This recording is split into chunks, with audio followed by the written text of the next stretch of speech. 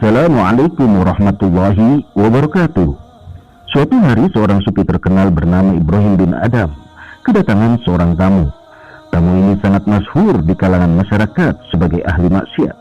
Tercatat ia pernah mencuri, menipu, dan juga berzina.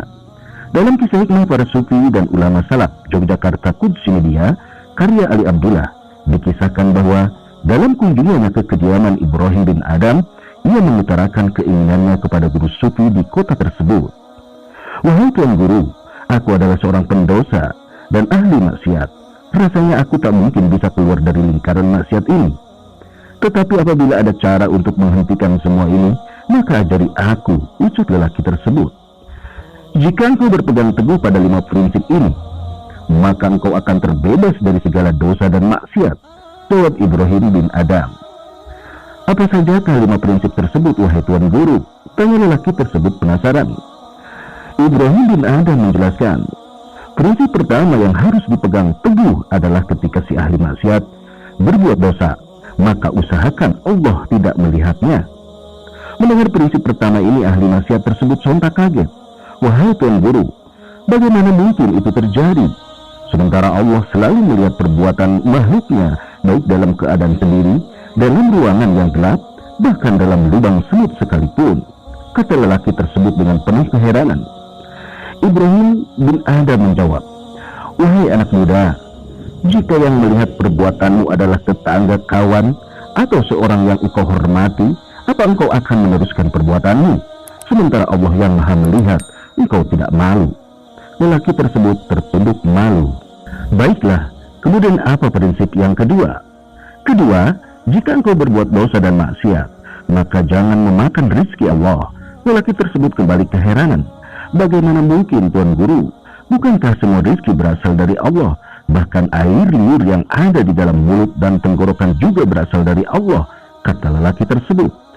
"Jika demikian, wahai anak muda, masih pantaskah kita makan rizki Allah sementara kita masih melanggar perintahnya dan melakukan larangannya? Kalau engkau menumpang makan kepada seseorang, kemudian engkau mengecewakannya dan orang tersebut mengetahui perbuatanmu, masihkah engkau merasa malu menumpang makan kepadanya?" Lelaki tersebut kembali menunduk. "Ketiga, apabila engkau masih berbuat dosa dan maksiat, jangan lagi tinggal di bumi Allah," jelas Ibrahim bin Adham. Ahli maksiat tersebut kaget dan heran. Bukankah semua tempat di bumi ini milik Allah? Bahkan juga planet, bintang, dan langit adalah miliknya juga. Ia berkata dengan penuh keheranan. "Benar demikian," jawab Ibrahim bin Adham. "Engkau bagaikan bertamu ke rumah orang yang numpang makan di sana, tetapi di sana engkau melecehkan semua aturan di rumah tersebut, dan tuan rumah mengetahui hal tersebut. Apakah engkau masih punya malu untuk tinggal dan makan di sana?" lanjut Ibrahim bin Adham. Ahli maksiat itu terdiam. Terlihat air matanya mulai keluar perlahan-lahan. Baiklah, untuk yang keempat, jika engkau akan berbuat dosa dan maksiat, lalu suatu saat nanti malaikat maut datang untuk menjemputmu sebelum bertobat, maka tolaklah, jangan mau nyawamu dicabut olehnya. Bagaimana mungkin, Tuan Guru? Bukankah tak seorang pun mampu menolak datangnya malaikat maut? Ia semakin tidak percaya. "Iya benar, jika engkau mengetahui yang demikian, mengapa masih berbuat dosa dan maksiat? Tidakkah engkau berpikir bahwa malaikat maut bisa datang kapan saja, bahkan dalam keadaan belum bertobat, atau ketika sedang mencuri, menipu, atau sedang berzina?" Air mata ahli maksiat tadi semakin deras jatuh ke bawah. Sebelum melanjutkan, Ibrahim bin Adham bertanya, "Apakah engkau masih sanggup mendengar yang kelima?" "Aku masih sanggup mendengarkan nasihatmu, wahai Tuan Guru," jawab lelaki itu. "Baiklah, yang kelima, jika engkau akan berbuat dosa dan kemudian mati dalam keadaan melakukan dosa, maka jangan mau apabila malaikat memasukkanmu ke dalam neraka.